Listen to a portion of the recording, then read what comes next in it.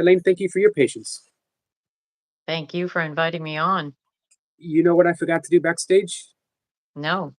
I forgot to ask you the proper pronunciation of your name. So Oh, I'm gonna stumble through it, and you can okay.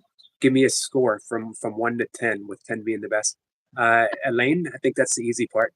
Uh, Yep. Laverde, Yes. uh, Falvey. Yes. Oh, 100%. great. That doesn't happen often. Um, and well, let's start with how are you? I'm doing really great. I've just moved from Ajijic, Mexico, where it was nice and warm, Right. to New Jersey, where Where it's it isn't nice and warm. snowy and cold. So it's a big change. Yeah. What led to that decision? Well, when I came to Alan Ishak had the 50th anniversary for FIP gathering, and I just felt very drawn to go. Poppy had sent me the information, and I said, "Yes, I'm coming." When I got there, something shifted. Now, maybe a year or two prior, and during that period, I was feeling sort of restless, like something was coming, but I didn't know what. And I felt I was supposed to move, but nothing was showing up. But when I went to this event, something changed there that said, "This is your family now. This is where you're coming." So I got direct. Sometimes in the mornings, I'll sit quiet and Jesus comes through to me and gives me instruction. And basically, he said, "Let go of the things you don't need, pack the things you do, and you're moving in with Vicky." Oh And wow. I said, "Okay." Vicky and Alan have been instrumental in what I'm doing now. Uh, they could not have been more helpful, more gracious.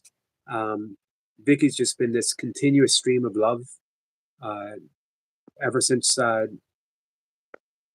it was Alan who introduced me to Vicky. Uh, And Alan's been the same way. He just got in contact with me yesterday. Uh, Stephen, he's an announcer he was a former announcer, baseball announcer. He's really? also a course student. And Yes. Alan will send me an email and say, "Hey, do you want to talk to this guy?" And he just sends the most amazing guests. Nice. He's very good at that.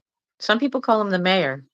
'Cause he's so Yes, good at, I can see that. making connections and recognizing in people when they're ready for something, and that's what he recognized in me.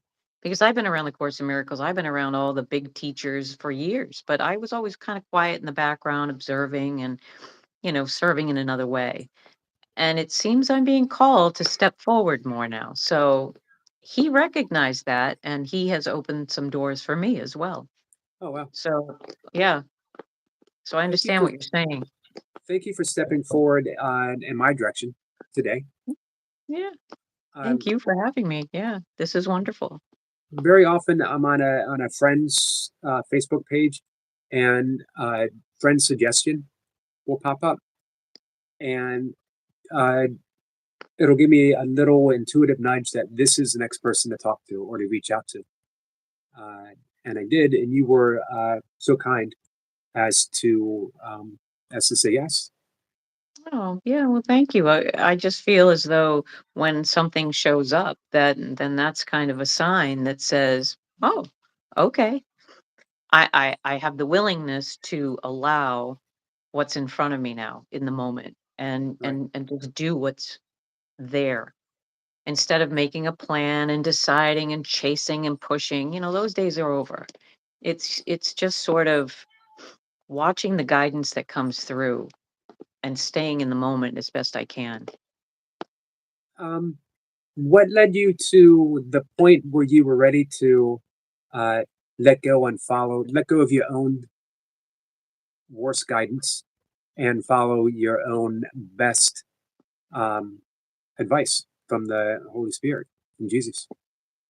Well, the old saying that's been around for a while, if you get the gentle nudge and if you don't listen, it kind of comes in a little stronger. And if you don't listen, it comes in even stronger. And then it's bam, you get hit by the cosmic two by four.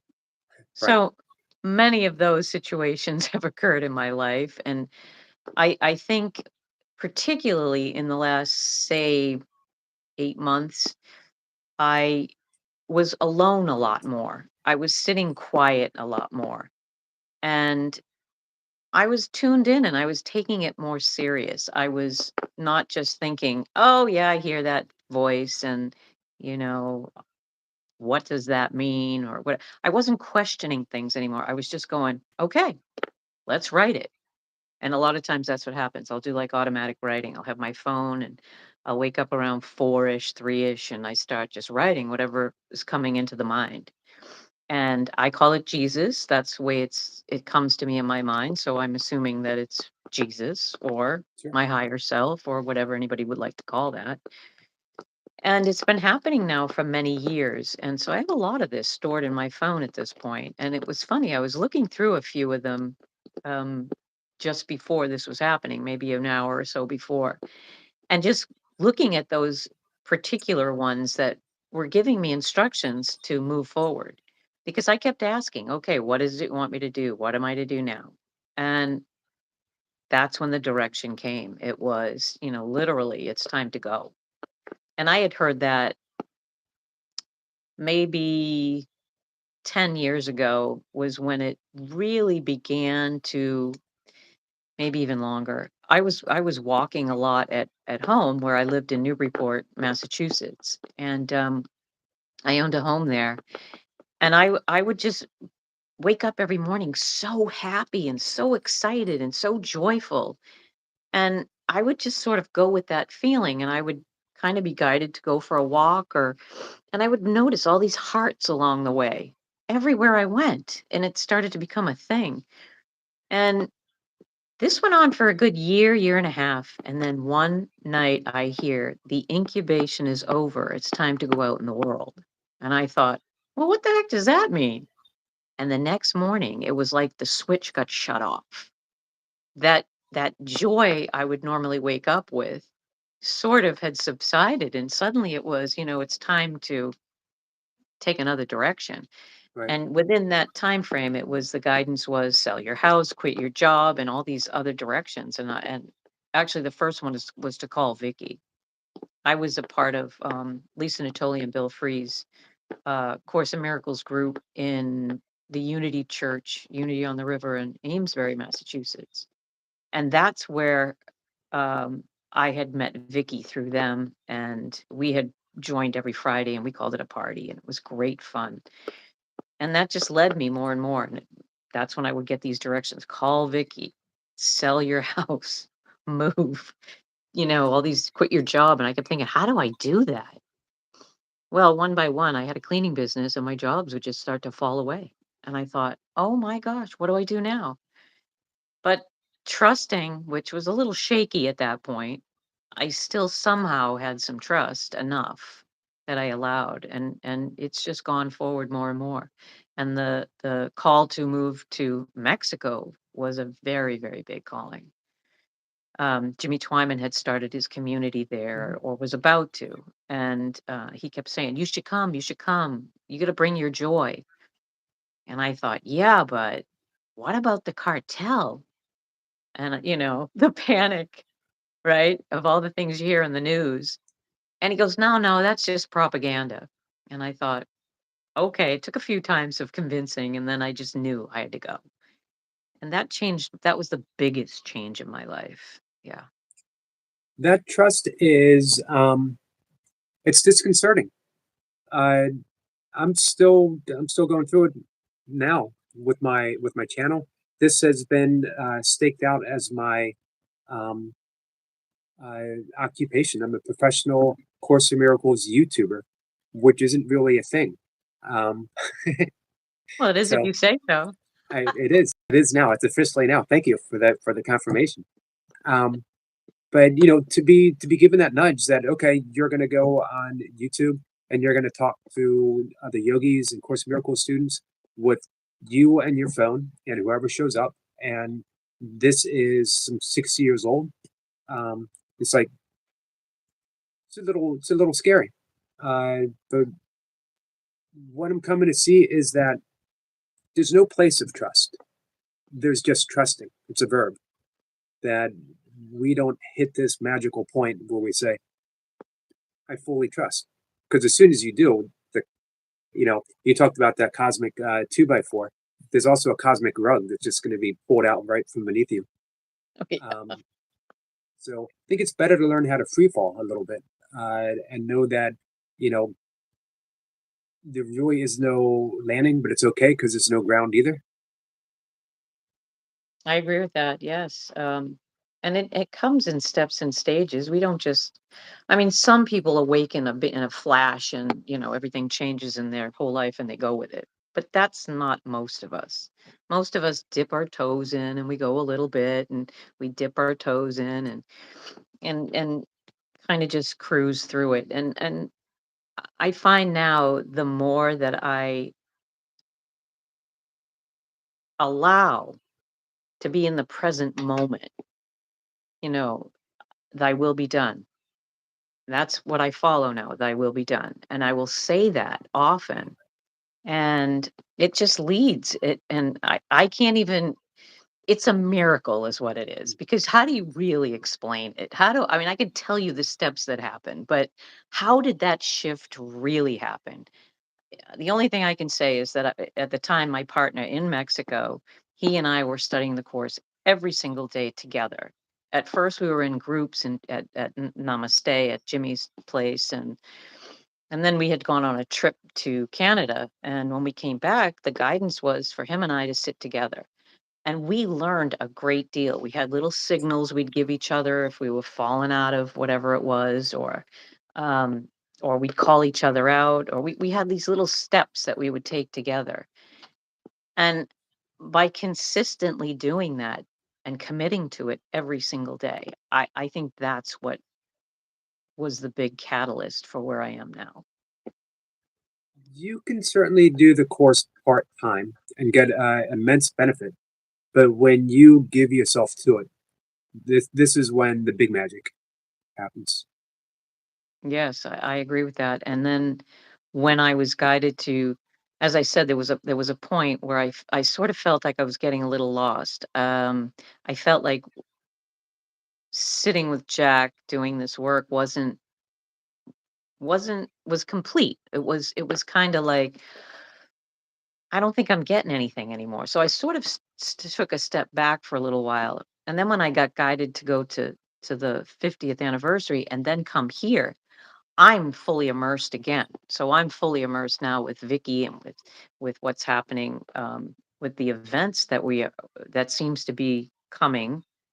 Um, John Mundy, I don't know if you heard any of this, but John Mundy had gotten an inspiration to do a gathering, a big fun festival type thing where everybody can join, not just the Course of Miracles is over here and the Course of Love is over there and AA is over. No, we're not separate anymore. We know we're not separate. Everyone come together. So that's coming into fruition for September on Labor Day weekend. And then there's little small ones that are happening that the announcements will be coming out soon, probably mid-February. But there's little ones that are occurring that are going to build up to the bigger and bigger. And we think that this is now going to become a movement where it's time to celebrate and have fun and joy instead of thinking we're still messed up and we still have to learn something and Right. You know, we need a movement.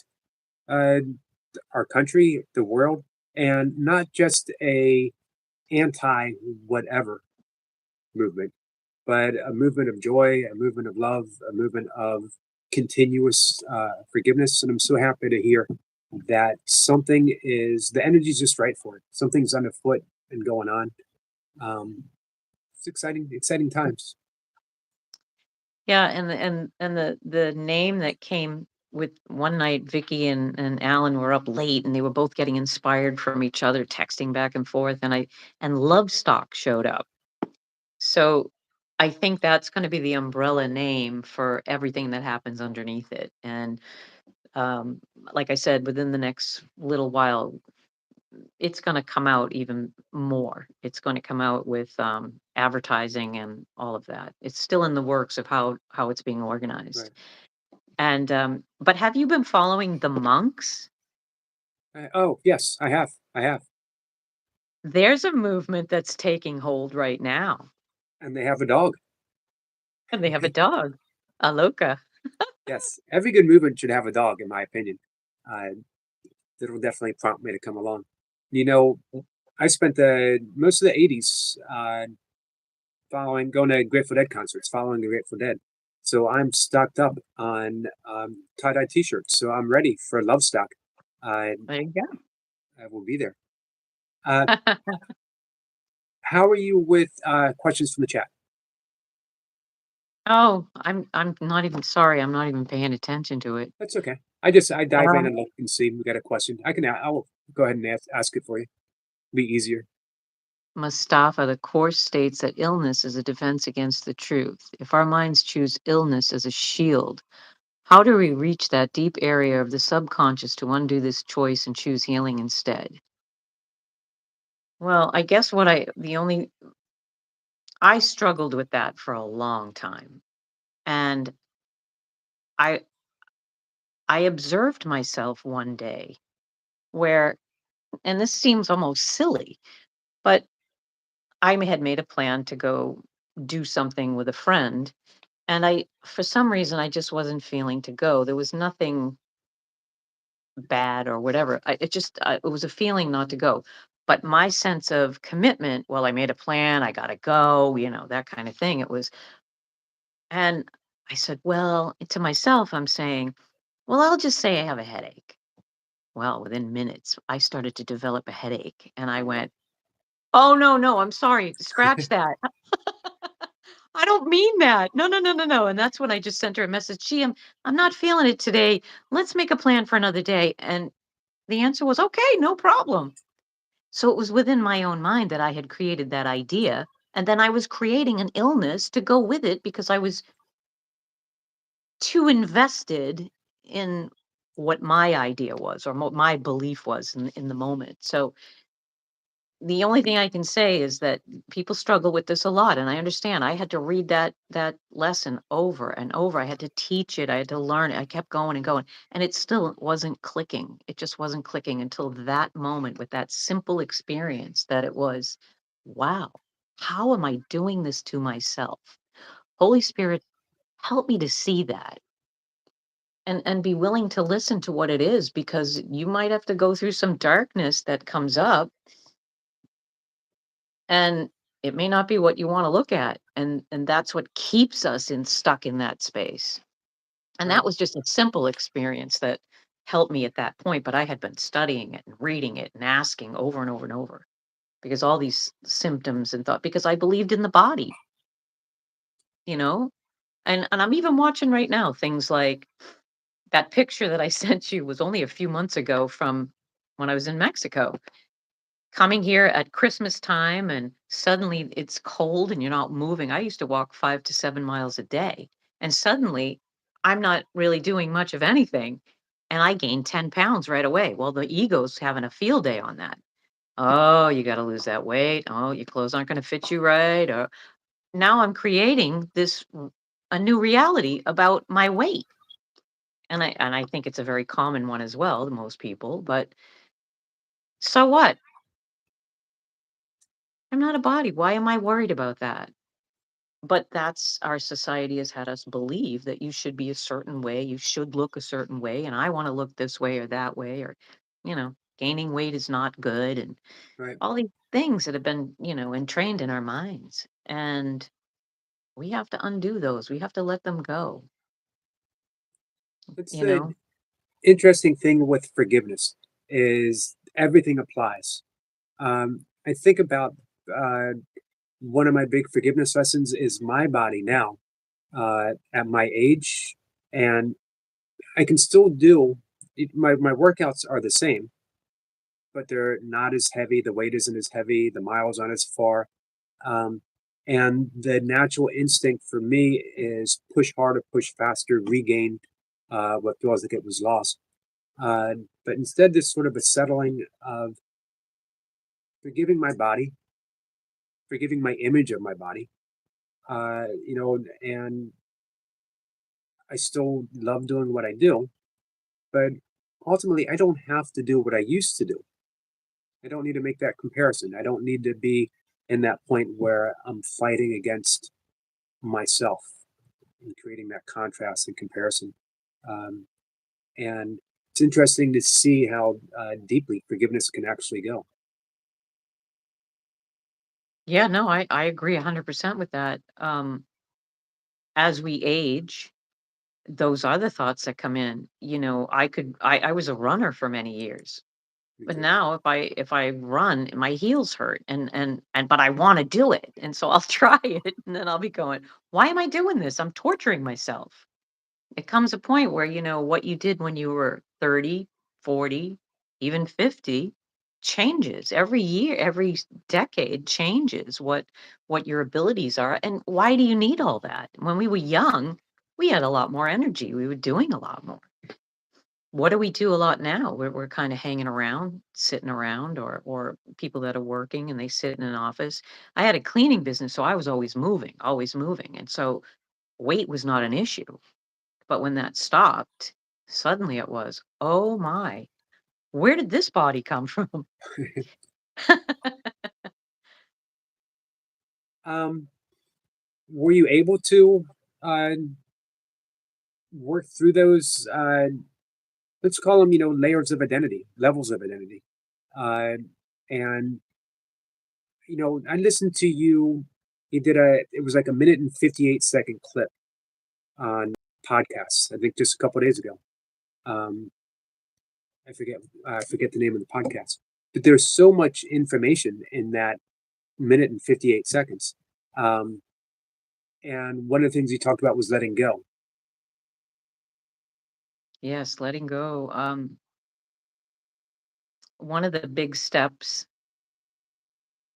is we have created this idea of who we are, what we want, what we think, what we believe, and as I said, the more I would sink myself into the Course in Miracles, I had no clue what they were ultimately saying, especially in the beginning, right? But if you follow it as they're asking, things change. And I went through lots of experiences, lots and lots of experiences, especially when I was in Mexico. And I remember first getting there going, what the F am I doing here? What am I would scream sometimes, like, why am I here?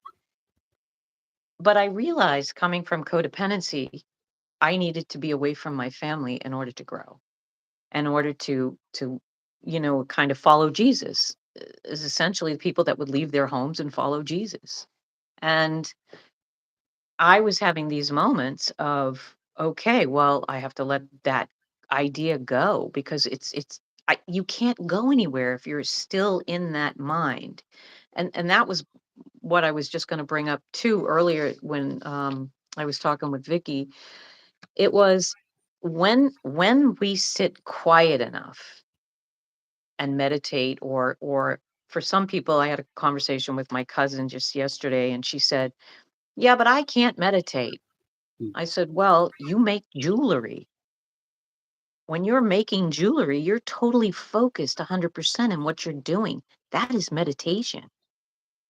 I said, "So it doesn't matter whether you're sitting in a meditation or you're in a creative motion. When the inspiration is allowed to come through is when the mind is quiet.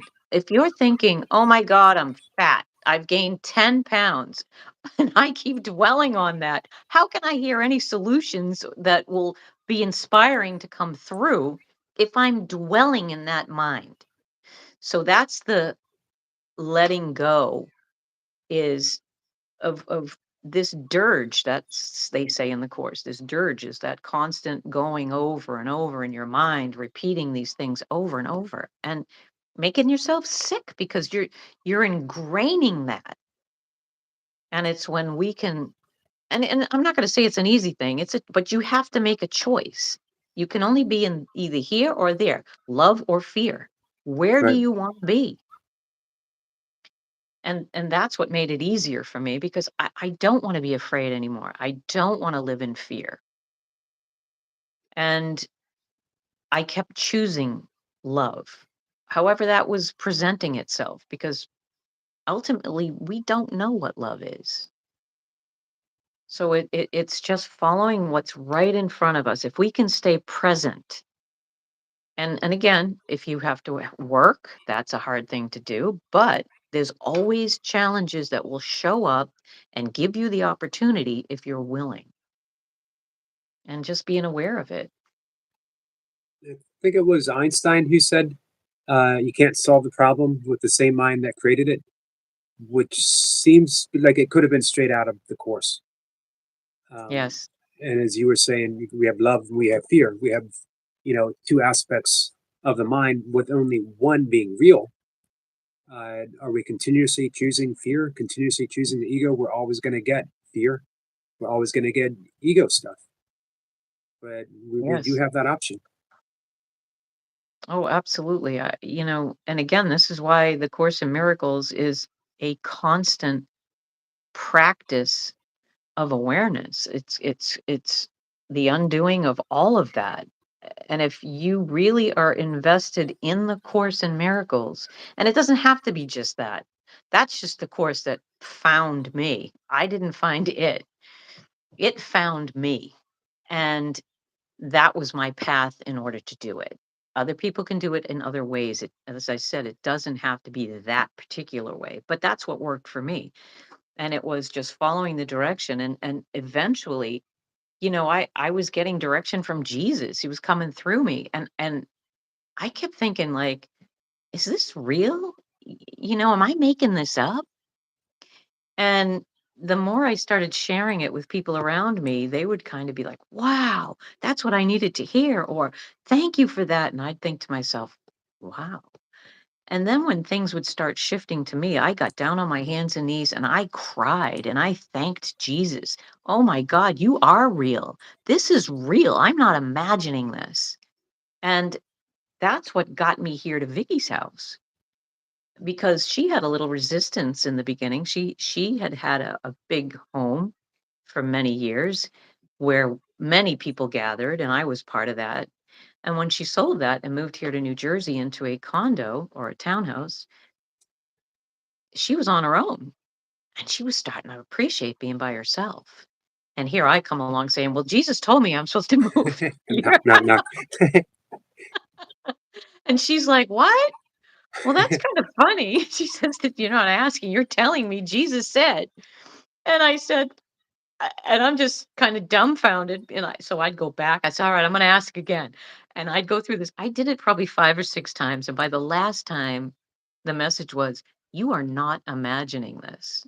And I thought, okay. So she had to go through something her own self. And when she finally got this message to, okay, step back, and she did, we've been having a blast because the message that came through me was that you and Vicky will be opening doors together. And she calls JC Central, Jesus Christ Central, that is the fun party division. And she has been running that with Jesus for years and years. And I kind of went right into the stream with her. And we've done those things. And now I'm being called back again. And here's these events that are happening that her and I are right in the middle of.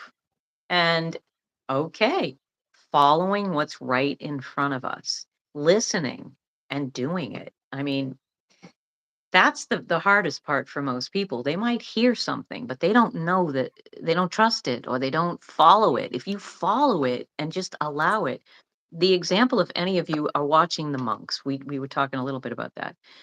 If you're following the monks, they started out barefoot, they have no food, they have no money. And what has happened? People are giving them everything they need because they just trust this is we're to do. We're to walk this walk. And we have to stay with it and keep going through it and staying in their awareness and their peace. And they're showing people what trust is about.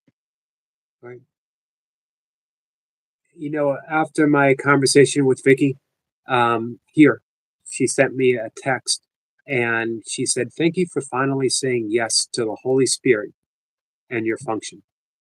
And I thought, I didn't know I said yes, but it feels that message hit me so deeply that I realized I did. And I'm doing what I absolutely love to be doing. And, you know, I always think I'm bringing up a guest to talk to an audience, but it always comes down to this is a conversation for me. And I'm getting these confirmations, these nudges. Um, and then recently, Lisa Natoli was up maybe a month ago and a wonderful conversation. And she basically said the same thing. And then she asked me if I would make clips of our conversation. And I said, no, uh, not because I didn't want to, uh, but I don't know how. And then I had this little nudge saying, do you not know how, or have you never tried? Mhm. And the answer was, I never tried. So I immediately made a clip and sent it to Lisa. And then I said, I don't remember how I did that. Uh, but I had to dive back in and teach myself. And then Lisa said, uh, you only accepted part of the bargain, part of the agreement. That not everyone's going to watch hour and a half live stream or a replay of a live stream, but someone is going to find a 3 minute clip or a minute clip or a 7 minute short video exactly when they need it, when they feel like they're Oh, alone, when they're picking up a drink and they know they don't need that drink or even want that drink, or when um, they've lost someone that they love. The right clip is going to find the right person just at that perfect time. And I love when we do trust, when we do give ourselves over, like you were saying, um, we're given those signs that you're doing what you're supposed to be doing. exactly. And it's like a breadcrumb trail. It starts to one step, you take one step, another one shows up, another one shows up, and before you know it, here talking to you. And I used to be, as I said, someone that sort of sat back in the background observing and, you know, did things in smaller ways. And not that sitting in the background is any less helpful than actually speaking out on a podcast or a YouTube or anything, or running a group or an event. It doesn't have to be that.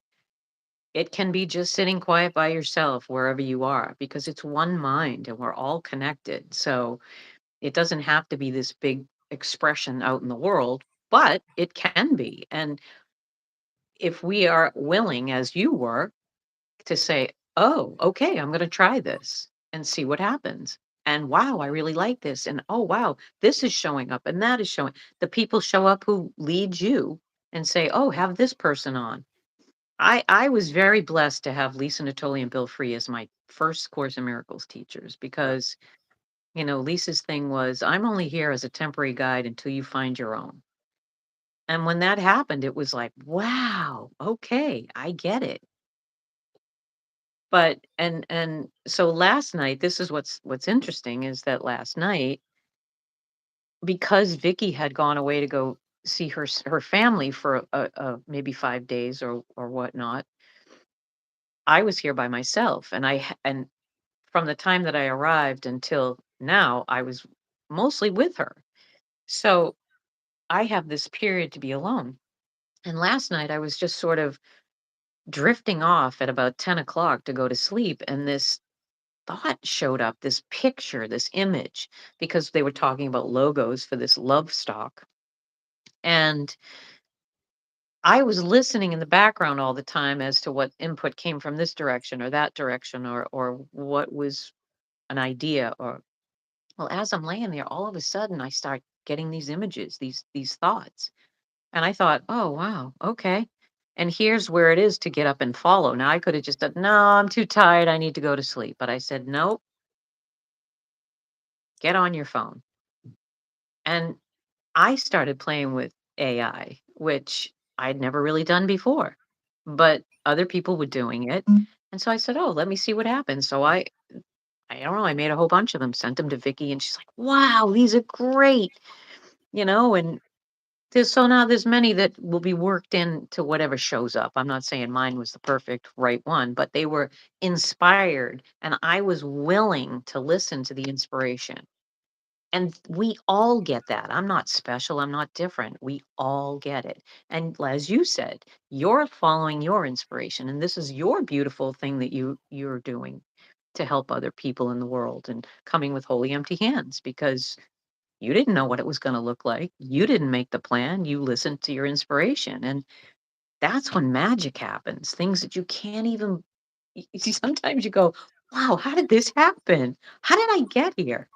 Sometimes people will say to me, well, do you miss being in Mexico? It's almost like, did that reality even happen? It's like I popped out of that and popped here. So I'm so present where I am that that is like a dream, literally like a Right. dream. And yeah, it's just interesting to look at it. We have another question. Okay.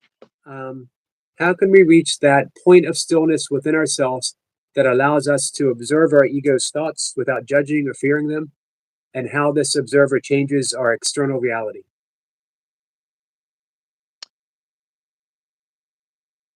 I had decided, um, well, when I was a kid, my mother and my grandmother tried to teach me how to crochet. And, I never really made anything. It was all crooked pieces of whatever. And I just thought, nah, I'm not going to do that. Well, maybe 15 years ago or so, I started playing around and I started making some things. And I thought, oh, well, when I was in Mexico and COVID was happening, shortly, I mean, I ended up having surgery while I was there. They found colon cancer, and the things, the things that helped me was to focus on this crocheting. I could find a video online that would teach me how to do something. So I started watching all the videos and really getting good at it so that it's like a focus, an automatic focus on something that I began to really love. And it doesn't feel like work. So I would be making something for the little kid down the street. I'd be making something for a friend. It, it was a way of giving of my talent, but it was keeping me at peace while I was doing it. So there was no time for crazy thoughts to come in. It was peaceful.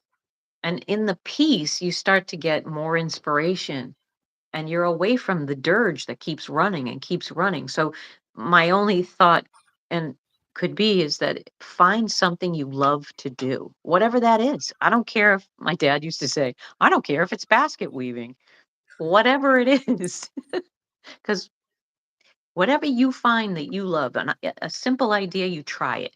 May not be what's the thing, but you tried it. Then you try something else until you find the thing that just totally you become passionate about. And it takes you right out of that crazy thinking mind. So that's just one way that I've been able to do it. And then being in groups, in two or more, it's helpful to be in that energy with others, to be able to sit quiet or discuss what's coming up in the mind and being able to, have a conversation about it. So those are a few ways that I have learned. And I remember years ago a friend saying to me, I have a friend and she does the Course in Miracles and she's always preaching to me that I have to do this and da da da. And I said, well, she's kind of missing the point. If she's preaching to you, it's really for her. Right. And I said, yeah, right. And she says, well, what am I doing wrong? And I said to her, you're not doing anything wrong. I said, you love to garden. You're outside in nature creating beautiful things and you're peaceful. That's the way you do it. And it's different for everybody, but you have to find that. Um, the amazing thing is, we don't even have to be particularly good at that creative thing. No, That we just have to love it. I agree because the you get better, like anything with more Right. practice, you get better. And, when I started, I have a blanket that I made that if it's supposed to go like this, it's going like that. But I didn't care. It wasn't about making it perfect. It was about learning how to do it and just focusing on what I'm doing. Right. I tried crocheting once and I made placemats. Nothing but placemats. No matter what else I tried to make, it was a placemat. Sometimes it was a big placemat, sometimes it was a little placemat, but it was always that one thing.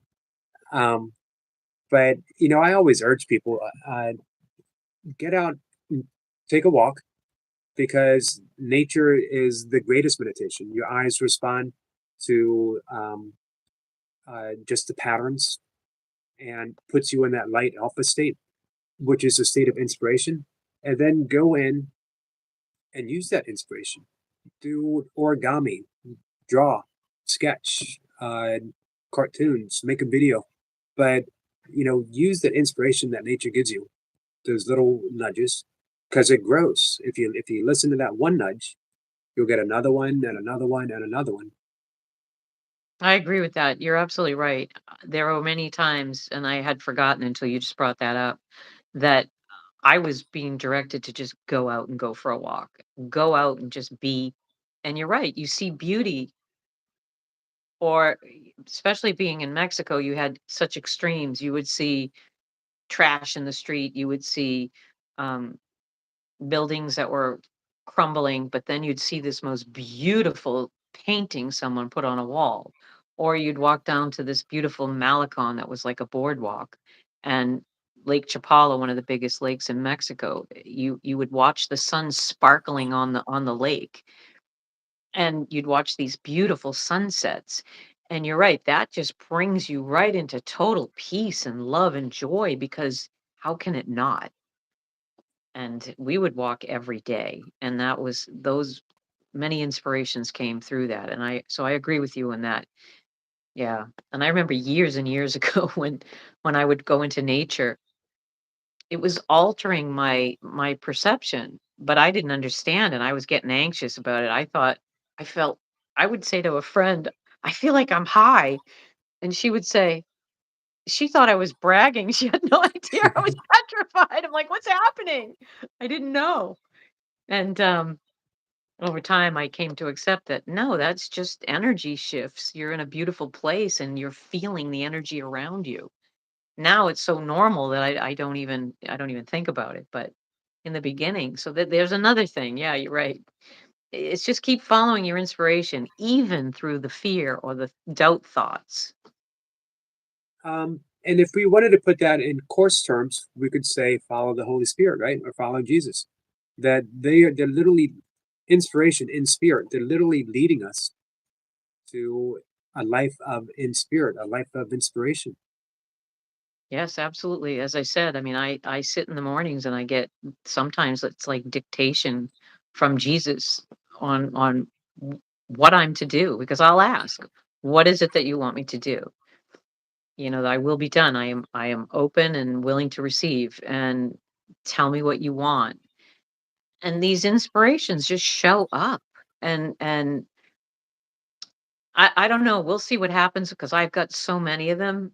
People have suggested I make a book out of it or whatever. I don't know. We'll see. What if that inspiration shows up, then I will do it. But if it doesn't, that's okay too.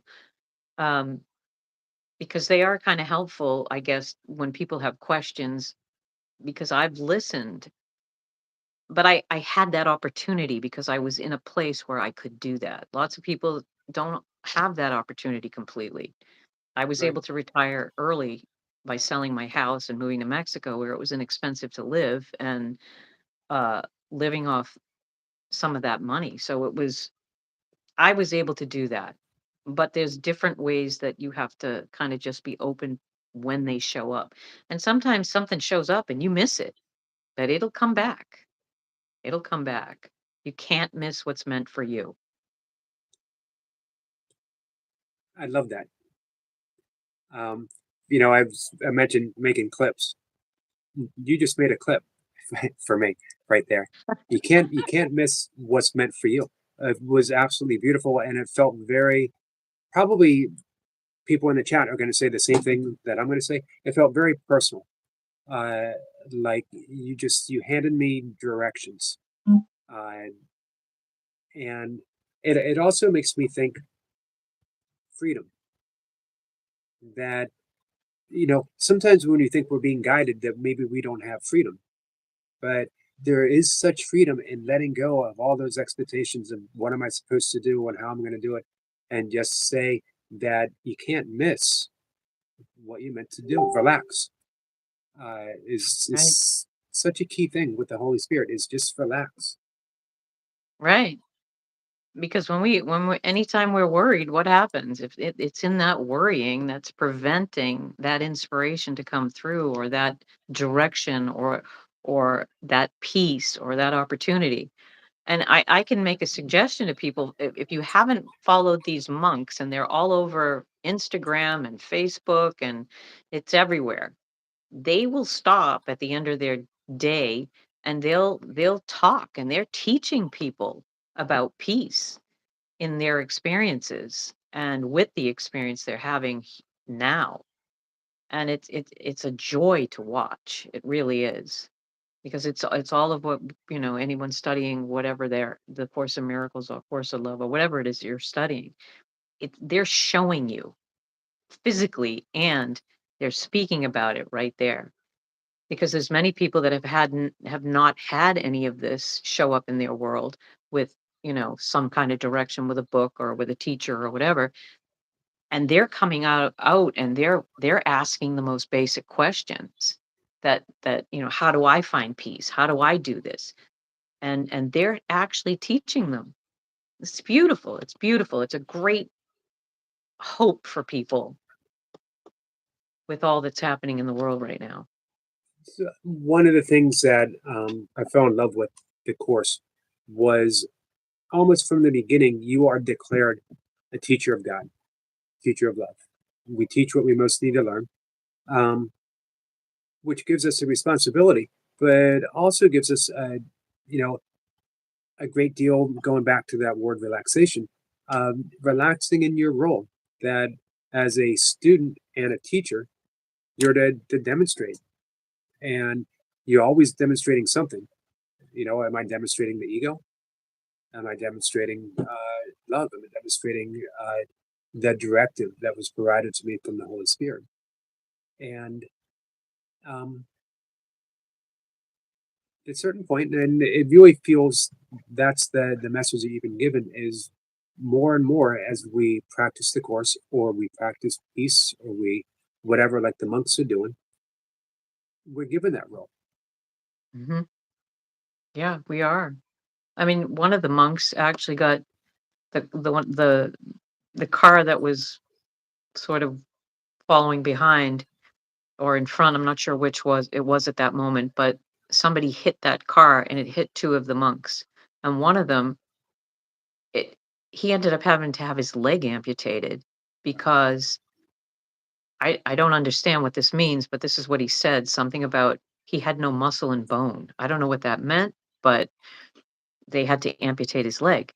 And when someone questioned him and said, "Well, how do you feel about that?" And he said, you know, some people could take the attitude being very angry and upset, but here's a monk who's been practicing peace most of his life. And he said, this, the silver lining was that it got people to notice us. So he lost a leg, but gained the purpose of why they were there. And so that was a beautiful example. It's a the course says that we will be shown the purpose for everything. That those early lessons, those first 50 lessons, where things seem to be taken away from us, um, and I don't know what anything is for. Um, I don't know the purpose of this or the purpose of that, but I can ask and be shown. And being able to refrain like that. I mean, he had lost his leg, and he very easily could have said, "This is the most tragic thing that's ever happened to me. I'm on a march for peace, and now I can't fulfill my mission." But he was able to seek that higher guidance and say, "This is how I fulfill my mission," bringing attention to a march for peace. Right. Exactly. Somebody has a question that says, in the pursuit of worldly goals such as success or love or reinforcement of separation, or can these desires be a bridge that leads us toward awakening if we surrender them to the Holy Spirit? Absolutely. Holy Spirit uses everything. Anything that's happening in your life, if you have a willing to put it on the altar to the Holy Spirit, you will be shown, you will be guided, you will be directed, and be willing to follow what you hear, and you will be shown. Holy Spirit answers everything, and sometimes we don't even realize it's happening. But if we're willing, it might just happen and you don't even realize it. And then one day something shows up that you go, wow, okay, that got answered. I didn't even realize it. But yes, everything can be used because we believe we're separate from God. We believe we strayed. We think we're guilty because we did it. And we could never do any of that. Because if we're all one and we're one with God and one with the Holy Spirit and with Jesus and whomever you think of, how could that be so?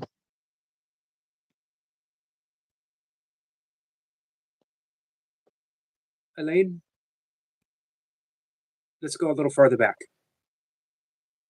How did you discover the Course in Miracles? How did the Course in Miracles discover you? um, I was in Maine with my dad, and we were shopping in a Hannaford supermarket, and there was this big round display with books in it, right on the top. Course in Miracles, sparkly edition, looked like water sparkling, and I was immediately drawn right to it like a magnet. Went right to it, picked it up. It had a plastic wrap around it. It had a $12 sticker, and I thought, oh, I just picked it up and put it in the carriage. My dad and I were checking out, and he picks it up, looks at it, puts it on the conveyor, and we buy it. And I get home and I open it up and I look at it and I go, "What the heck is this? This is like a Bible." And shelved it for 2 years. And it wasn't until being in the Unity Church and meeting Bill and Lisa. And Bill, when we were during um the service, when we were dancing in our seats, um, Bill would look around, and I'd be looking around, and we'd catch each other's smile, and I would call him the 1,000-watt smile because it was just so bright and brilliant and beautiful. And one day he said to me, "You should come to our Course in Miracles group." And I said, "Oh, well, when is it?" "It's on Friday mornings at 10:30." And I said, "Oh, well, I work."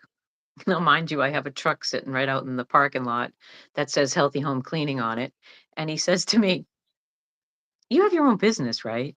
I said, "Yep." He goes, "You make your own schedule, right?" And I said, "Yeah." He said, "Well, just saying." And he walked away. And Sort you of a, can bet, yeah, and you can bet that the next Friday I was there and every Friday after. um, how long ago was that? That had to be around 2012, maybe. I got the book about that first finding the book was a couple years before that. So, yeah, around somewhere in that area, 2008 or 2010, in that time frame somewhere. But yeah, it's been a while. Was it always your path? You'd step on it and say, "This is it," or did you step on it and maybe waver, a little bit of a twist, a little bit of a turn? Yes, because I can say that looking back, it always was my path, but I didn't know it. Because there would be times I would kind of if I read something in the book and it didn't feel like, "Oh, this isn't love and peace and joy. I'm not even gonna look at that." So I would kinda skip over things when I wanted to, but it wasn't until I finally got very committed to actually following it and being around people that were doing it and just watching and observing, and that's why I said for a long time, I didn't just jump in completely, but I'm all in. Because you're either all in or you're not in at all. Right. And I am all in. Wherever that leads me, wherever that takes me, that's not up to me. That's up to God. That's up to Jesus. That's up to, you know, following that guidance. It's funny that you said that um, you it's your path, and sometimes you don't even know it. And that's the way it was for me for quite some time. I would pick it up and I would do lessons sort of haphazardly. I would just, dive in, uh, read this, and um, but there was something, some part of me knew that I could play with it for a while, but eventually this was it. And I remember having coffee with a friend that him and I went to a self realization fellowship group together, uh, which was the Paramahansa Yogananda's yoga school. Beautiful. And we were having coffee once, and he said, "So, what is it? What's the path that's going to be our awakening? What's the thing that's going to get us enlightened?"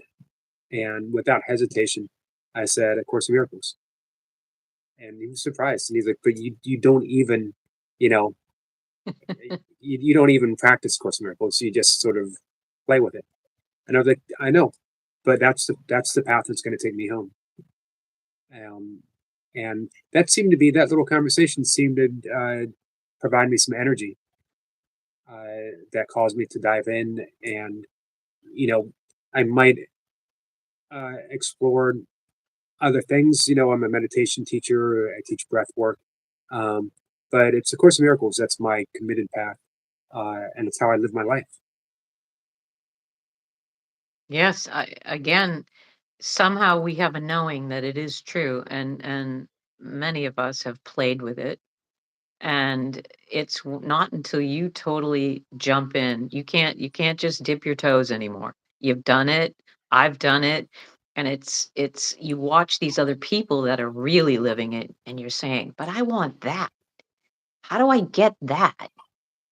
Well, you get it by following the direction that shows you. This is a map. This book is a map that we actually created at some point, and we have to follow it to get back to where we never left.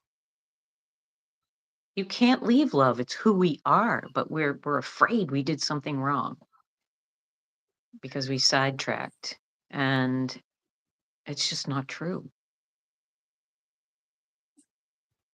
That's the great thing about the course is that um, we're not building anything. We're not. Uh, we're not trying to accomplish anything. We're literally removing the blocks to what is already there, but has somehow escaped our awareness. That's right. There's nothing to do. When we get busy doing things, like that's what I'm saying when this having this little time to myself has put me back in that direction of hearing inspiration for myself, because when I got here and up until now, we've been very busy. There's been lots of things happening, and we're just following that direction, and it's been fine. It's nothing wrong with it. But sitting quietly is when I've been able to get that inspiration, as I was sending to Alan and Vicky this morning at, I don't know, 12 o'clock, 1 o'clock in the morning, these logos. But also when I was creative, I'm an artist, so I get these. I can actually see it in my mind happening if my mind is clear. You cannot get any of that if your mind is running on, "Oh, I've gained weight. What do I do about it?" And believe me, the weight thing, the body thing is huge for all of us. It's just because we've believed forever we're a body. And we're not, but I still haven't crossed that border completely. So I see myself and I get that, but it's when I'm out of that thinking that you're clear. And when you're clear, anything can come in. And that's when those, as I said, the breadcrumbs come. Or I actually sometimes see things in pictures. I can connect to people when they pass. I mean, it's so funny.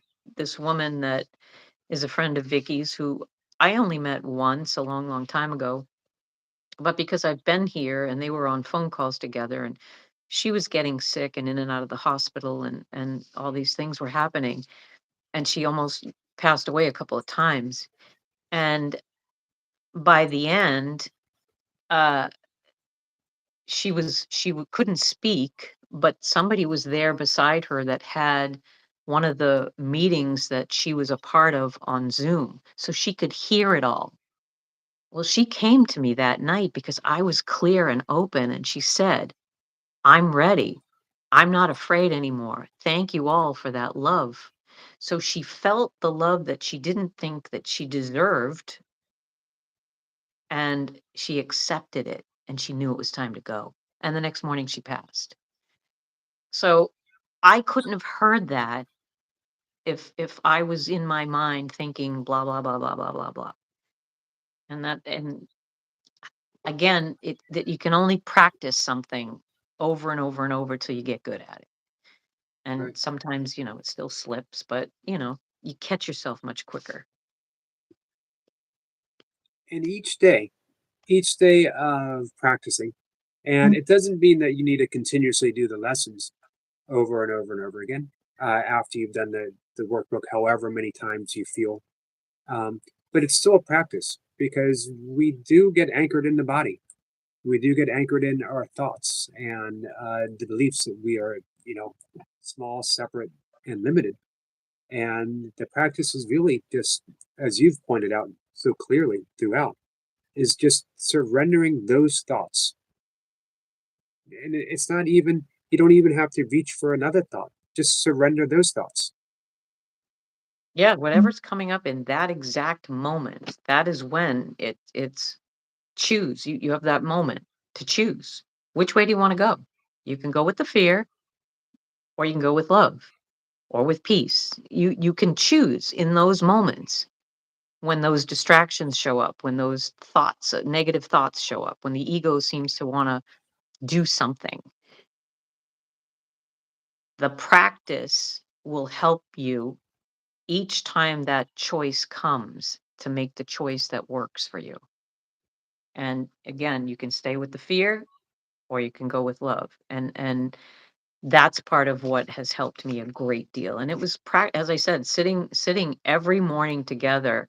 And it wasn't like we were just reading the course. There was, if something came up, if there was something I was feeling, um, for instance, and this is kind of gross, but we were going through the death part, and this came into my surgery and everything a little later. But across the street from our house is a field, and there's some squatters that are there, but I guess the owners allow that. And every once in a while, they used to have goats all over the land, and every once in a while, you'd see one hanging from a tree, and they were cutting it apart. And I would be like frantic, like, "Oh my god, oh my god." But this weird part of me wanted to watch it. I was like, I'd go from every view to see it. And as insane as that is, after witnessing that a few times, eventually I started to put the course into action and say, well, death isn't real. And yes, it's there and now it isn't. And that's part of what happens. And but that goat doesn't go anywhere. It's still here. But the mind wants to know. And so we just kept studying and studying all of that. And then when I had to have surgery, we literally walked to the hospital dancing. And when we got there, Jack, my partner, had said, "Well, what if this is your time? How do you feel about this?" And I just looked at him and I said, "Well, if it's my time, there isn't much I could do about it. It's just going to happen." And in the end, I had the best outcome you could have. They were able to remove it. There was a cancerous tumor. They were able to remove it and reattach, and everything was perfect. And I think that because I had that mindset that whatever's to be is to be. God, I turn myself over to you. Whatever you want. If you want me to be here, I'm here. If you don't want me to be here, then I'm not. And I guess I'm supposed to be here because I'm still here. And I don't know. I just, as I said, that was a very big experience, a very big experience. Um, that realization of we have little say in those ultimate matters. We have little say of when or how uh, we're going to die. And when we surrender that, um, one of the things that we've talked about quite a bit so far in this conversation is that sense of relief, just letting it go. Uh, because I can worry about it all I want, but what's going to happen is still going to happen. Exactly. We don't know. We don't know why things happen. Sometimes we're lucky enough to know. Sometimes we get the direction that says why and how, but it's not even for us to question or even follow because that leads you on a wild goose chase and, go down the rabbit hole. Who You can do that and we've done it, but as I said, eventually you get tired of playing these games and you want to just follow and be in peace because the alternative doesn't feel good. Right? It just it doesn't feel good. You feel sick, you feel, whatever the case may be. Sickness is a defense against the truth, and a lot of people have a hard time with that. And I understand it. It took me a long, long time going over it and over it. But we create some of our reality, that's for sure, if not all of it. Um, we had another question.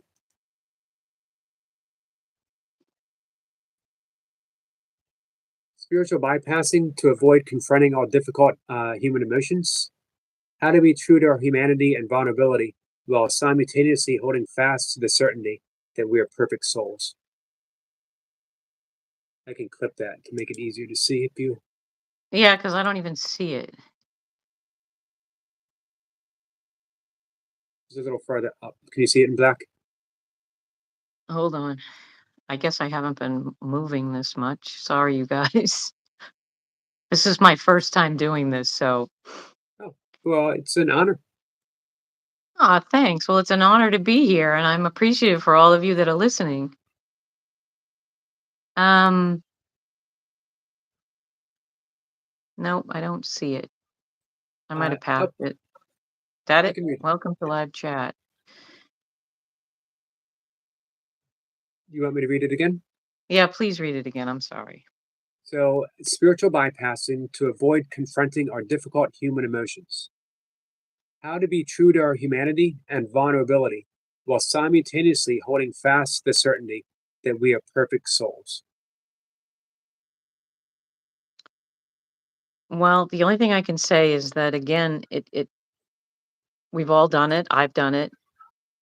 It's when you really, really make the choice that you really want only peace. You only want the peace of God. When you really, truly embrace that, is when you stop doing those things. And when something comes up, you look at it. Um, so, for instance, when I had cancer, I didn't know yet that I had it. And there was the sign was, and forgive me for this, but was there was blood in my stool. And it was so little that it was like, is that really, is that, I was imagining, is that food? Is it this? Is it that? But the truth was, I didn't really want to know because that seemed a little scary. Like, oh my God, I avoided those colonoscopies because you hear these crazy stories. So I was like, Yeah. no, I'm never getting one of those. Well, now suddenly I'm confronted with, well, yes, you have to do that. Now I could have bypassed it and it could have got worse. It could have blown up. Anything could have happened. But in that moment, I had a choice to make. This is real and what's happening, what seems to be happening, you need to go and get your colonoscopy. And that's when they discovered this huge tumor. And the fear, and this is interesting because he said it's probably been growing 6 to 8 years. And at that time, when I traced it back, that was the age that they told you to get one. But I was afraid to do it. And so, in the fear of not doing it, it may have been this minor thing they could have taken care of that showed up to be bigger. And from that experience, it was drastic, very drastic, that I'm not going to, I don't want to do that anymore. I didn't want to bypass anything. So when something would come up, as hard as it seemed to make those steps, I would do it. If, for instance, something happened in my relationship and it was something it was uncomfortable to bring up or whatever it was, I would say to myself, well, you can either sit with this and feel sick about it, sickness is defense against the truth, or you can speak up. Because at the time, that was what I needed to do, was be more verbal about things and speak up. So when I spoke up, it disappeared. And I was just blowing it up to be this big thing in my own mind. So the lesson that I have learned is that the mind is going to create this mountain out of a molehill. If you're willing to face whatever that is, whenever it happens in the present moment, it will just flow through like you can't even believe it. But it's what I've experienced when I have the willingness, and that so it just and it's like a snowball. The more you have that willingness, the more you keep doing it because you feel better, you feel lighter, you're letting go of things you're letting go of these things that have been holding us down. And some of the outward experiences are gaining weight. You're holding something. It's a physical showing of you're holding something. Or you start to collect things and you've got stuff everywhere. It's a outward sign of something needs to be looked at within. And to just have that the willingness, it all comes down to having the willingness. Are you willing to look at it? And people have had some pretty scary stories that you've heard over time. I mean, people that have gotten raped, people that have had, I mean, like really horrible things have happened. But are you willing to look beyond that and know that whatever that was that happened is gone and done and never really happened. But in our mind, we hold it and we cling to it and we have these bad feelings about it. And I'm not going to say it was a good experience because it's not. But if you can let those just look at it and feel all that, feel it. One time and this is a silly little thing, but one time I cut my finger and I can remember it was painful, right? And my partner said to me, "Okay, come here, come over here." And he's putting a band-aid on my finger and he says, "Okay, I want you to go and sit on the couch and be with the pain." I sat on the couch and I was sitting with the pain. And I realized, okay, this happened to my finger and a signal went all the way up to my brain to tell me something has happened. And I went, "Okay, I get it. That was just a signal telling me something. I got the message. I'm good." And the pain stopped immediately. So it's watching for those signals, watching to be willing to feel whatever is happening in a situation, to feel it completely. If you're a smoker and you want to quit smoking, smoke as much as you can until you make yourself so sick you don't want to do it anymore. I've heard people do that. But, you know, exaggerate it, make it bigger than it is until you go, "I'm so sick of this that I'm done. I'm just going to let it go." And that's a drastic thing to do too, but I've done those things. I've been, whatever it takes. God, I'm willing. Here I am. I come with holy empty hands. Show me what I need to do. Show me what you want me to do. Show me where you need me, where I'm to go. And when we have that willingness and where we just get directed. I love how Karen Zupko in her Yes. book From Anxiety to Love says, and you know what? If you don't have a little willingness, can you have a willingness to have a little willingness? Can you regress it just a little bit? Just we only need a crack, a little bit, That's right. and love Just a comes rushing in. little bit. Yep. That's right. That's We had exactly right. a friend who asked, even infectious illnesses. Well, infectious illnesses, again, I have heard many people that have had that situation and had a willingness to be with it have said it was the greatest gift they ever had. Now, I've not experienced that myself personally. I mean, I had little things happen, but I don't have a debilitating thing. But from what I've heard others, and again, I can only speak from what I've heard. It's not my experience, but if you stay with that and you stay with the pain, you stay whatever, and you ask, what is the message here? What is this for? Eventually something comes to you, and I've heard many people who've been in dire pain, and they've sat with it and they've asked, and they this pain has taught me so many things. And yeah, it's a challenge for sure, and I'm not going to say it lightly at all, Right. at all. That was Lisa Natoli's message. That can you sit with it, whatever it is, whatever illness, whatever pain, whatever issue, whatever loneliness that's occurring, can you sit with it and be okay with what's happening? Exactly. If it Can never you? got if it never got better, could you be okay? And ironically, or conversely, that's when things began to get better for her. Is when she asked that, can I, if I never got better, could I be okay with this? And when she could say yes, uh, something shifted, and she began getting better and better and better. Yes. Yeah, I know her story. She's quite she's a great example and a great teacher, because when I came into the course with her and Bill, she had already done those intellectual things. She had already been trying to read the book and intellectualize it and threw it away and burned it and did whatever she did. And it wasn't until she started to understand it, it's the experience. That's when I came into the group. And so I learned with them through experience of how things happen. And I feel so blessed for that, because I didn't have to go through the intellectualizing.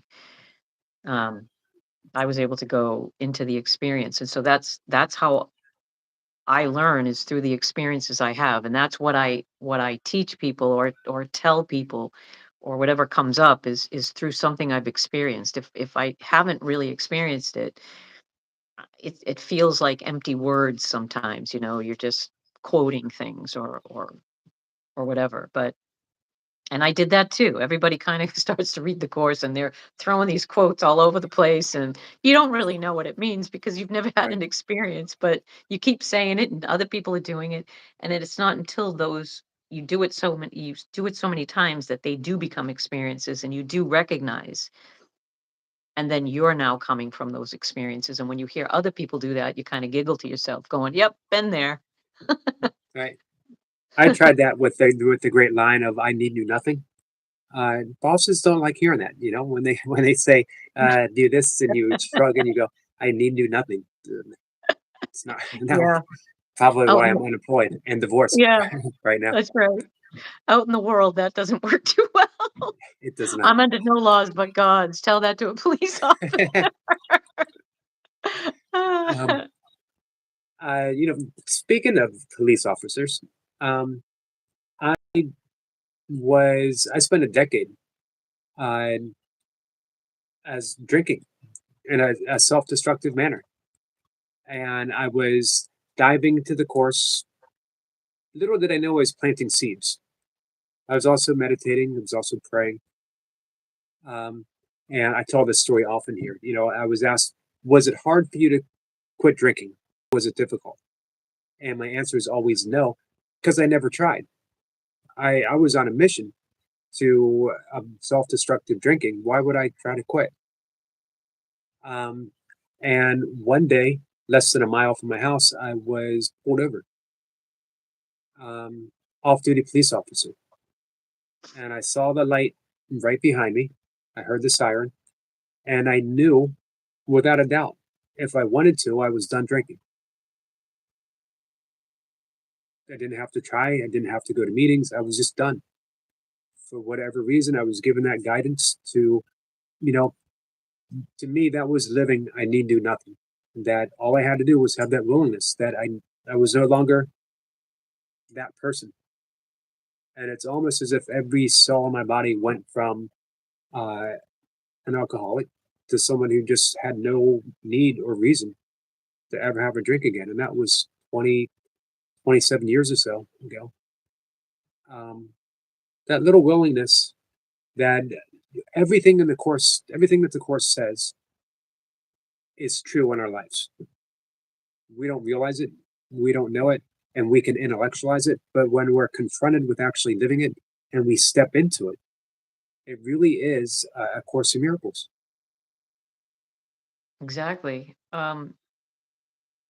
Growing up, my mom my mom and dad and I had this sort of triangle thing. My mother was jealous that my dad and I got along so well, and she sort of punished me a lot. And I thought, what? My mother hates me. Why does she hate me? What did I do? And I sort of was trying to be the bridge between them because they would get angry with each other. And it wasn't until many years later that I understood that she finally said she was jealous of this relationship with my father that she didn't have. Well, I was carrying that into my relationships without knowing that. And in this last relationship, I was in that situation. And somehow through him and I sitting with the course all the time and going through all of the, I mean, I'd be screaming. I mean, I because him and his ex-wife would be talking all the time and it would make me crazy and I would get so upset about it and it wasn't until time had gone by and eventually I was sick of hearing myself. I was sick of feeling this way. I was tired of it. It was just and I just started sitting more quiet. And and I can only say it's a miracle. I don't know how it happened, but suddenly I just didn't feel those feelings anymore. I wasn't jealous about it anymore. I was able to just release it somehow. And I thought, wow. And like anybody that knew me, because I would always be complaining about it at that point, and now I was just happy and she was sending me messages and we're like not that we talk a lot, but we send each other little things and we've become friends. And it's just another miracle. We don't know how they really happen. We Right, just have to keep turning it over and be willing to see what happens. And that's why I say if you want to change things in your life, you have to be willing to follow what you hear. Sometimes I hear a message that sounds crazy. Get up and go do this. Oh, I don't want to get up. You mean right now? Get up and go do it. And I do it, and then something turns out to be great. And I go, oh, okay. I'm glad I listened.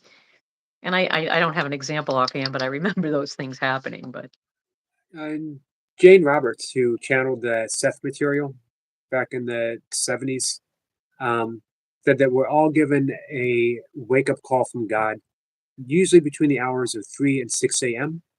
But most of us hit the God snooze button and say, we look at our watch, our nowadays, our phone. Um, it's awful early, God. Can you get back to me about 8:30 ish after my coffee, my second cup of coffee, and then we'll discuss this inspiration that you're giving me. Um, and we do go through life very often. We're always given intuition. We're always given inspiration, but we're always saying, "But I got a deadline. I got to take the garbage out. I got to walk the dog. I got to do this." Um, we put it off. We put our own salvation off, not indefinitely, but moment by moment by moment, and it adds up. yeah, you're absolutely right. And that's when those messages come for me, 3, 4, 5 in the morning. And something switched for me where I started to realize, wow, this is actually the best time. It's so quiet, there's no interruptions, there's nothing you have to do at that time. So that is the best time to actually listen. And when I started to do that, as I said, it would be like this automatic writing. I'd just grab my phone, I'd get into my notes, and I'd start writing. And it was always miraculous, always. And it was always applicable to whatever's going on or what's happening. Like as I said, when I was got the message to move, it was pack your things and let go of the things, give those things to people that need them that you no longer need, and pack up what you do need and don't worry about the rest. It'll be fine. You'll be back to deal with that. And Here's where you're to go. And I knew it was the thing to do. And so, and again, even against Vicky's protests of saying things like, well, I don't know. I mean, are you sure? Like, I'm used to being by myself now. And now she knows it's the greatest thing that's happened because we have so much fun together. And she just had to go through what she believed in that moment. And that's how things work. You're triggering somebody else so that they can go, I can listen to this or not. Now, she could have been, no, I don't want you here, and the end. But because she's, of course, a miracle person and she understands, she stepped back and she said, the message was step back. And she listened to that. And to see what's come from this has just been great. It's just been a really fun experience. It's like being in Quincy at the big house, only now it's just a smaller version here in her little condo. And, but we both wake up joyful and, we get on calls together and we go to the Y and go swimming together. And, we just have fun. It's just been a real joy experience. And as any of you know, Vicky's just such an exuberant example of love. It's so infectious that you can't even be upset about anything in her presence. And it's amazing, even by text, to experience it. When she sent me that text after a live stream, it felt like a transmission. It felt like a transmission confirmation, just like like she spoke the truth to me. And it was that sudden realization of, oh yeah, this is, the funny thing is I'm doing it. But nowhere did it dawn on me that this is what I was supposed to be doing. It was what I was doing. And then after our conversation and after that text, it was I'm doing what I'm supposed to be doing, which was just huge. And um, it makes me smile every time I go live. I think about that. Every time I go live, I think this is not only what I'm supposed to be doing, this is what I get to do. It's beautiful. I know. I know. That's how it happens. And it was interesting when we went to Alan's for that 50th anniversary party and Vicky got gifted a book. She was like, "Wow, they gave me a book." And I just looked at she goes, "They don't even know me." I go, "Vicky, everyone knows you. You're the only one who doesn't know that." And so we giggle about it. She's just like, "Wow." She's just so stunned by it. And you just go, "Well, you're the only one who doesn't know." By the way, Kat says in the chat, I think the Holy Spirit is telling me I need to move in with Vicky also, but they haven't told me to sell my house yet. Still waiting for the confirmation. So, There you go. You never know. um, so no plans. No plans for you. It's very difficult for my family because my mother's like, "Oh, I'd like to see you. When are you coming to visit?" And I'm like, "I don't know yet." She doesn't understand, right? We'll just make a plan. It's like, well, the prompt hasn't showed up yet. When the prompt comes, I will go. And that's it's hard for people that live in the world. My Jack used to say she had a conversation with my mother once and she said to him, "I don't really understand Elaine. I don't even know what she does. What does she do? Why does she do these things?" Right? And he says, "Well, there's trains and there's sailboats." He said, "You're kind of like a train. The train makes stops at certain places. It's timely. You know where it's going and when it's going, and you live your life that way. Elaine's kind of like a sailboat. She kind of goes where the wind takes her." And he said, "Neither one is right or wrong. It's just they're just a little different." And she didn't even get it in that moment. My nephew happened to be sitting there and he goes, "Nana, don't you get it? You're a train." It was just one of those funny moments, but it's been a beautiful example. Yes, some people are like a train. This is how they do things. Some people are like sailboats. This is how none of them are right or wrong. They're just what is, and it's okay. So yeah, I have no idea what's going to happen 10 minutes from now. Now, were you always a sailboat, or did you spend a large portion of your life in a train-like existence? Yeah, I was trying to be the train to fit in, and I just never really fit. Me neither. And when I fully embraced my sailboat, my sailboat life, I accepted it. And my family now just whether they have more questions or wish other things, they kind of have accepted now that, oh, all right, you're with Vicky. Okay, that's great. And yeah, it's a funny example, but it's a good one because I've My always been. my parents continuously worried about me being a sailboat.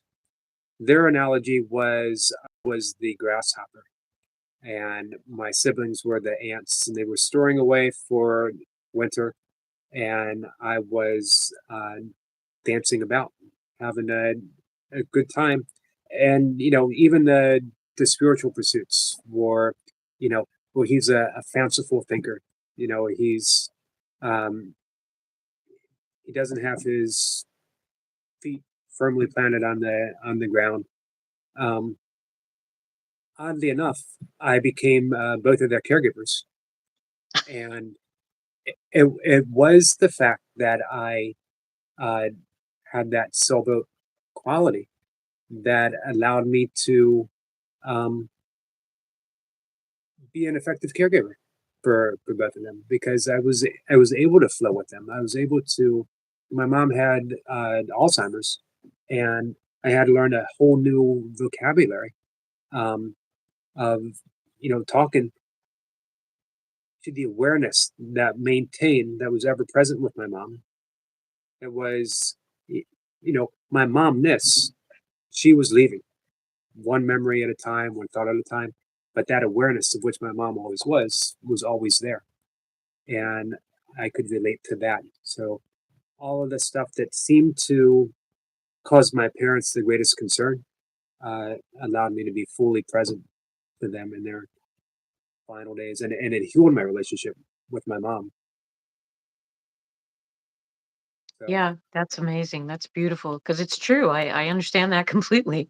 I was always told, yeah, she's got her head in the clouds. She's a dreamer. She's this and that. right.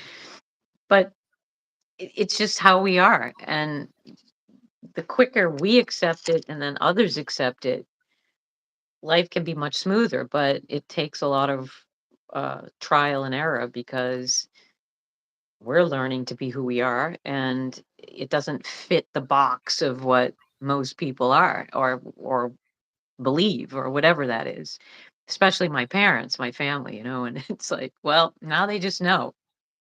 We don't know what she's doing, but she'll show up somewhere. Right. That great shrug. Said maybe the greatest confirmation you can get from a parent is, I don't know. I don't know. Um, Exactly. so here's to the sailboats, and here's to the trains as well, because we need both, I think. We do. And as you said, people are people. We all reach that destination in the end. Yeah, we're all given a certain setup and how do you pass through it? That's where we're at. I mean, how do you navigate the rough spots or the challenges or whatever comes up? How do you handle that? And that's why we study A Course in Miracles because it's what gives us that playbook on how to do things. And for other people, it's something else. And whatever it is that works for you, you stay with it. You go with it. That's your map. And I think we're coming to the point now where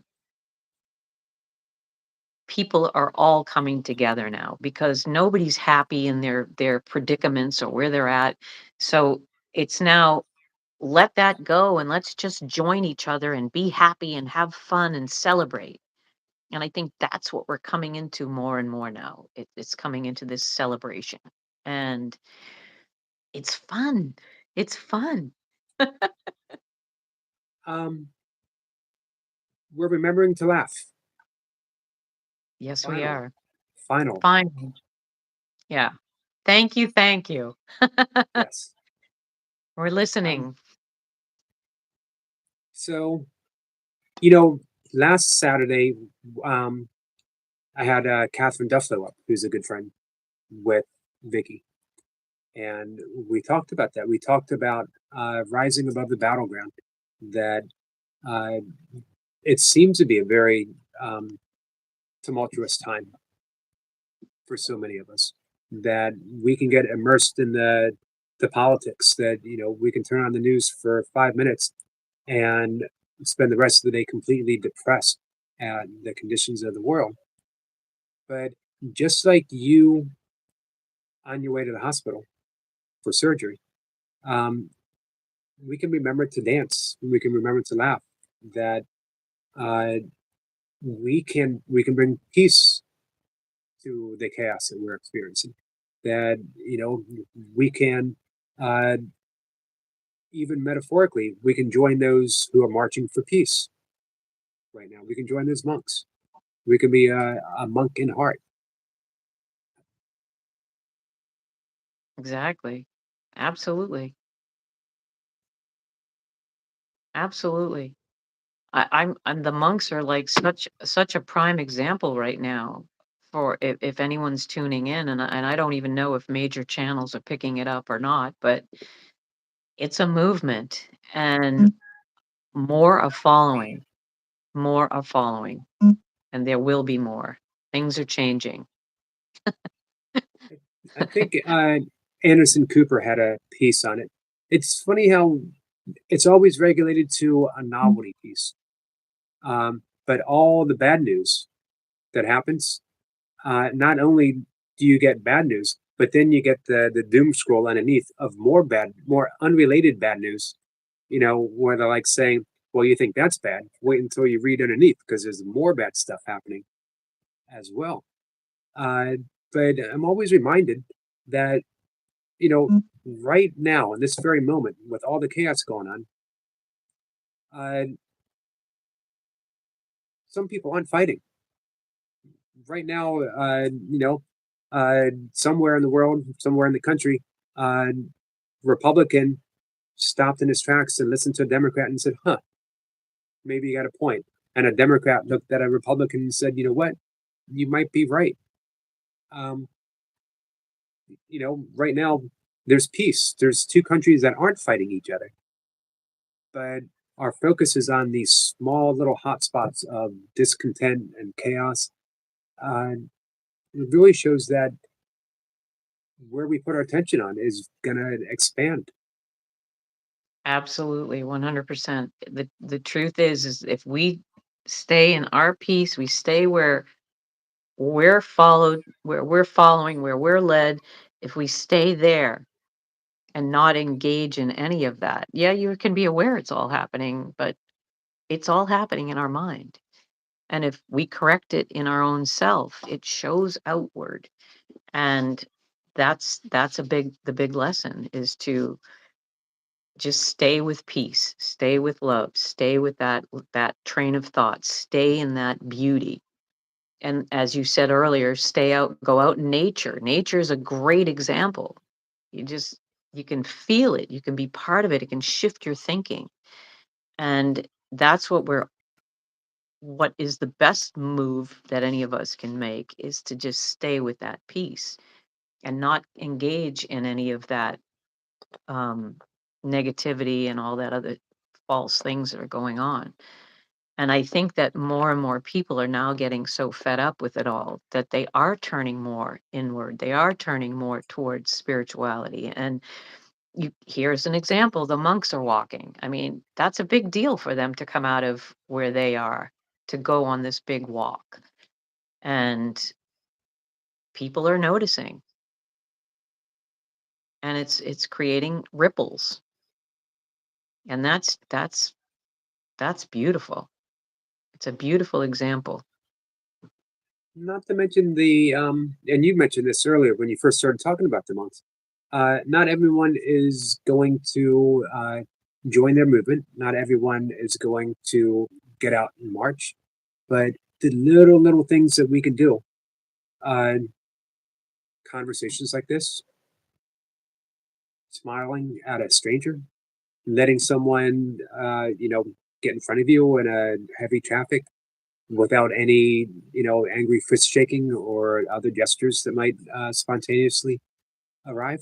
There's every day we're given one little thing that we can do, even online. You know, do we have do we have to confront every little thing that happens with anger and the urgency of I need to correct this. I need to let this person know what absolutely how wrong they are. We can just be kind. I agree. I agree because kindness goes a long way. I remember friends of mine at one time when we used to be traveling and somebody would go through a toll and they'd pay for you and you'd come through and they'd say, "Oh, the car in front of you paid for you." And it was like, "Wow, what a great idea. Thanks so much." So then you start doing it and then it becomes this beautiful experience that more people are spreading out and doing. And that's how that's how love works. That's how joy works. That's how peace works. Now we know the other way work how that works. Right. And do we want to keep following that path, or do we want to be in love? Do we want to be in beauty and peace and joy? I mean, we have that choice every moment. And sometimes when things get really tricky, whatever situation you're in, it's hard to stay that course, but to remember as soon as you can to go back to peace, to go back to love, to make a different choice. It changes everything quickly and it just makes life beautiful. And that great line from the course, choose again, choose once again. Exactly. When we're always given that choice, as you said, you know, choosing in that moment, uh, and we always have that moment. Uh, Everything changes. Everything. Yep. It sure does. So it's where do you want to locate yourself? You can be angry all the time. You can be angry, you can have body pain, you can have whatever it is. And you could have all that and be happy. And things are different because your awareness is so peaked because you're feeling pain or whatever frustration or whatever's going on that you can see something else. You may not be able to, that may not go away, but you still can see something else. And it's just, I've just heard so many stories in my life about that, people that have been in constant pain and they find the beauty in the pain. Now, that's a big reach for most of us. But when you can do that, oh my word, the experiences that they have, they wouldn't have had otherwise. Right. And so you can find beauty and joy in anything, which sounds bizarre to someone that, doesn't have that experience. Like, what do you mean you can find joy in being in pain? But if you can, wow. And it may shift it to go away and it may not, but that having my experience in Mexico, I was there for 7.5 years. And being part of the Namaste community, James Twyman has been, you know, in the first year we were there every single day, all day long. We were just really part of the community, even though we had our own home. And you would watch these miracles happen to people. You would watch them all shift. Like we watched ourselves shift. I went there thinking, what the hell am I doing here? Why am I here? And feeling upset or just not understanding. And then the more you stay the course, the more you keep working with it, the more you join in with others, things start changing and you start to realize, oh, wow, now I know why I'm here. I couldn't have shifted those things if I was around my family. I needed to be away from my family in order to not get pulled back into those situations that would, whatever was happening at the moment. But to be fully immersed in with people that really want to understand, they really want to learn, they really want to grow, was just the most miraculous thing ever. And I thank James Twyman for that. He got the call to make a community there, and it's a thriving community. It really is. And many, many people have had miraculous shifts in their lives. And like I said, I mean, I was having them until I was instructed to come back here. And so here I am, and I'm just letting it all unfold. Whatever's to happen next. And it seems these events are what are happening, but there may be something else. I don't know. We'll see. But I'm actually happy about it. I'm actually, I'm sitting here and it's ice cold outside. It's like, I don't know, 17 degrees or something. And I left 73 degrees, and I'm thinking, I don't even care. It's not even a thought. It's like, okay, just put warm clothes on. So what? It's not even a thing. I'm excited to see what it is next for you. I'm looking forward to it. Um, we're gonna get ready to wrap things up, but Yep. do you think you'd come back? Sure. Absolutely. And you don't even need to know what the next thing is to come back. Just come on back and we'll hang out. Yeah, sounds great. Absolutely. We lost your volume.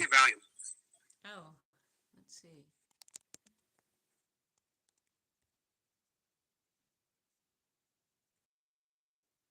Can you hear me now? Nothing? I don't know. Can't hear you. I can't fix it. We can hear you just a little bit. So